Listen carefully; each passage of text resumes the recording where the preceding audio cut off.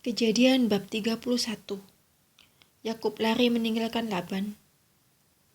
Kedengaranlah kepada Yakub anak-anak Laban berkata demikian. Yakub telah mengambil segala harta milik ayah kita, dan dari harta itulah ia membangun segala kekayaannya. Lagi kelihatan kepada Yakub dari muka Laban, bahwa Laban tidak lagi seperti yang sudah-sudah kepadanya. Lalu berfirmanlah Tuhan kepada Yakub, "Pulanglah ke negeri nenek moyangmu dan kepada kaummu, dan aku akan menyertai engkau." Sesudah itu Yakub menyuruh memanggil Rahel dan Lea untuk datang ke padang, ke tempat kambing dombanya. Lalu ia berkata kepada mereka, "Telah kulihat dari muka ayahmu bahwa ia tidak lagi seperti yang sudah-sudah kepadaku. Tetapi Allah ayahku menyertai aku. Juga kamu sendiri tahu bahwa aku telah bekerja sekuat-kuatku pada ayahmu. Tetapi ayahmu telah berlaku curang kepadaku dan telah 10 kali mengubah upahku.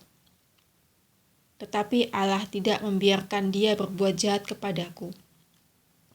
Apabila ia berkata, 'Yang berbintik-bintiklah akan menjadi upahmu,' maka segala kambing domba itu beroleh anak yang berbintik-bintik. Dan apabila ia berkata, 'Yang bercoreng-corenglah akan menjadi upahmu,' maka segala kambing domba itu beroleh anak yang bercoreng-coreng. Demikianlah Allah mengambil ternak ayahmu dan memberikannya kepadaku. Pada suatu kali pada masa kambing domba itu suka berkelamin, maka aku bermimpi dan melihat bahwa jantan-jantan yang menjantani kambing domba itu bercoreng-coreng, berbintik-bintik dan berbelang-belang. Dan malaikat Allah berfirman kepadaku dalam mimpi itu, 'Yakub,' jawabku, 'Ya Tuhan.' Lalu ia berfirman, 'Angkatlah mukamu dan lihatlah, bahwa segala jantan yang menjantani kambing domba itu bercoreng-coreng, berbintik-bintik dan berbelang-belang. Sebab telah kulihat semua yang dilakukan oleh Laban itu kepadamu. Akulah Allah yang di Betel itu, di mana engkau mengurapi tugu dan di mana engkau bernasar kepadaku. Maka sekarang bersiaplah engkau, pergilah dari negeri ini dan pulanglah ke negeri sanak saudaramu.' Lalu Rahel dan Lea menjawab Yakub katanya, 'Bukankah tidak ada lagi bagian atau warisan kami dalam rumah ayah kami? Bukankah kami ini dianggapnya sebagai orang asing, karena ia telah menjual kami? Juga bagian kami telah dihabiskannya sama sekali. Tetapi segala kekayaan yang telah diambil Allah dari ayah kami adalah milik kami dan anak-anak kami. Maka sekarang perbuatlah segala yang difirmankan Allah kepadamu.' Lalu bersiaplah Yakub, dinaikkannya anak-anaknya dan istri-istrinya ke atas unta. Dikiringnya seluruh ternaknya dan segala apa yang telah diperolehnya, yakni ternak kepunyaannya, yang telah diperolehnya di Padan Aram, dengan maksud pergi kepada Ishak ayahnya ke tanah Kanaan. Adapun Laban telah pergi menggunting bulu domba-dombanya. Ketika itulah Rahel mencuri terafim ayahnya, dan Yakub mengakali Laban, orang Aram itu, dengan tidak memberitahukan kepadanya bahwa ia mau lari. Demikianlah ia lari dengan segala harta miliknya. Ia berangkat menyeberangi sungai Efrat dan berjalan menuju pegunungan Gilead. Laban mengejar Yakub. Ketika pada hari ketiga dikabarkan kepada Laban bahwa Yakub telah lari, dibawanyalah sanak saudaranya bersama-sama, dikejarnya Yakub 7 hari perjalanan jauhnya. Lalu ia dapat menyusulnya di pegunungan Gilead. Pada waktu malam datanglah Allah dalam suatu mimpi kepada Laban, orang Aram itu, serta berfirman kepadanya, 'Jagalah baik-baik supaya engkau jangan mengatai Yakub dengan sepatah kata pun.' Ketika Laban sampai kepada Yakub, Yakub telah memasang kemahnya di pegunungan. Juga Laban dengan sanak saudaranya telah memasang kemahnya di pegunungan Gilead. Berkatalah Laban kepada Yakub, 'Apakah yang kau perbuat ini? Maka engkau mengakali aku dan mengangkut anak-anakku perempuan sebagai orang tawanan. Mengapa engkau lari diam-diam dan mengakali aku? Mengapa engkau tidak memberitahu kepadaku supaya aku menghantarkan engkau dengan sukacita dan nyanyian, dengan rebana dan kecapi? Lagi pula engkau tidak memberikan aku kesempatan untuk mencium cucu-cucuku laki-laki dan anak-anakku perempuan. Memang bodoh perbuatanmu itu. Aku ini berkuasa untuk berbuat jahat kepadamu. Tetapi Allah ayahmu telah berfirman kepadaku tadi malam, jagalah baik-baik, jangan engkau mengatai Yakub dengan sepatah kata pun. Maka sekarang, kalau memang engkau harus pergi, semata-mata karena sangat rindu ke rumah ayahmu, mengapa engkau mencuri dewa-dewaku? Lalu Yakub menjawab Laban, aku takut karena pikirku jangan-jangan engkau merampas anak-anakmu itu daripadaku. Tetapi pada siapa engkau menemui dewa-dewamu itu, janganlah ia hidup lagi. Periksalah di depan saudara-saudara kita segala barang yang ada padaku dan ambillah barangmu. Sebab Yakub tidak tahu bahwa Rahel yang mencuri terafim itu. Lalu masuklah Laban ke dalam kemah Yakub dan ke dalam kemah Lea dan ke dalam kemah kedua budak perempuan itu. Tetapi terafim itu tidak ditemuinya. Setelah keluar dari kemah Lea, ia masuk ke dalam kemah Rahel. Tetapi Rahel telah mengambil terafim itu dan memasukkannya ke dalam pelana untanya dan duduk di atasnya. Laban menggeledah seluruh kemah itu, tetapi terafim itu tidak ditemuinya.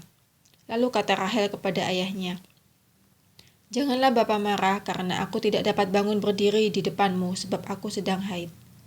Dan Laban mencari dengan teliti tetapi ia tidak menemui terafim itu. Lalu hati Yakub panas dan ia bertengkar dengan Laban. Ia berkata kepada Laban, apakah kesalahanku? Apakah dosaku? Maka engkau memburu aku sehebat itu. Engkau telah menggeledah segala barangku. Sekarang, apakah yang kau temui dari segala barang rumahmu?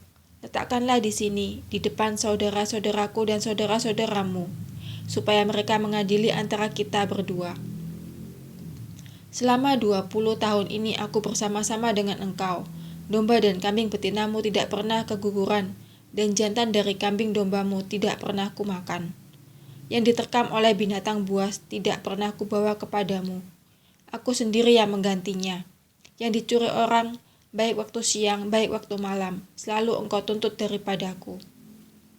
Aku dimakan panas hari waktu siang dan kedinginan waktu malam, dan mataku jauh daripada tertidur.